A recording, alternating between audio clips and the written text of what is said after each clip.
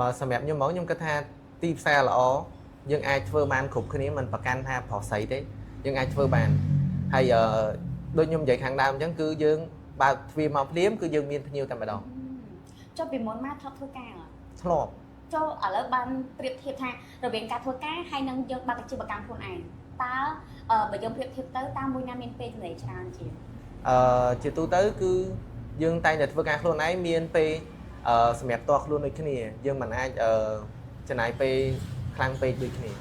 ហើយសម្រាប់ពេលធ្វើការយើងតែងតែមានសម្ពាធចឹងទៅយើងធ្វើការខ្លួនឯងយើងអត់មានសម្ពាធទេចាជួខាងនៅវិញធ្លាប់ធ្វើការអត់ធ្លាប់ចុះឥឡូវមកពេលដែលយើងបើកអាជីវកម្មខ្លួនឯងមានអារម្មណ៍មិនដែរវា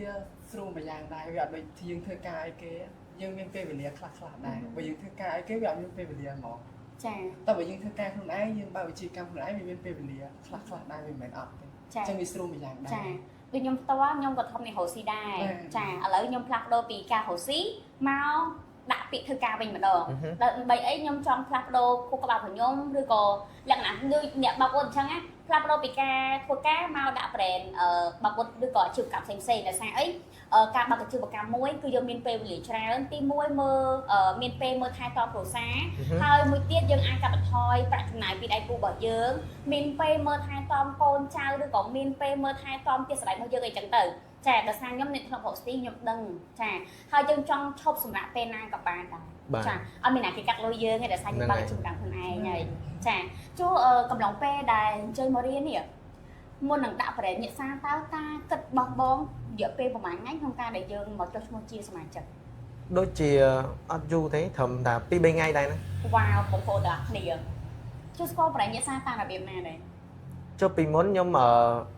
ដូចបងបានប្រាប់ថាខ្ញុំបានបើកអាជីវកម្មខាងបើកអូននឹងដូចគ្នាអញ្ចឹងក៏ខ្ញុំមើលពីទីផ្សារដូចគ្នាអញ្ចឹងបើសិនជាខ្ញុំឃើញថាទីផ្សារនឹងល្អខ្ញុំក៏សម្រាប់ចិត្តគិតភ្លាមគឺចូលមកចាប្រើការគិតតែ3ថ្ងៃទេពីមុនមកគាត់ប្រើបើក license ខ្លួនឯង6ខែរយៈពេល6ខែហ្នឹងឥឡូវគ្រាន់តែការគិតរបស់គាត់រយៈពេលតែ3ថ្ងៃគាត់ក៏ផ្លាស់ប្ដូរពី license ខ្លួនឯងមកដាក់ license brand រយៈសាភ្លាមតែម្ដងចាឥឡូវជួយណែនាំខ្លួនទៅទស្សនិកជនហើយនឹងទីតាំងបងទីទៅចាដើម្បីគាត់បានដឹងជំរាបសួរខ្ញុំឈ្មោះហោសេងលៀបហើយសម្រាប់ទីតាំងរបស់ខ្ញុំគឺនៅខាងទួលតពងផ្លូវ444ហ្នឹងហើយជំរាបសួរបាទខ្ញុំឈ្មោះធីសុជាតិខ្ញុំមកពីខាងសាខាទូតពងចាឥឡូវមានអារម្មណ៍យ៉ាងម៉េចដែរពេលដែលខ្ញុំធ្វើសម្ភារខ្លះមានអារម្មណ៍ធម្មតាខ្លាយចាតើ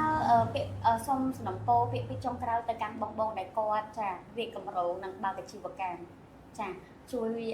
ផ្ដាំទៅបងទីទៅ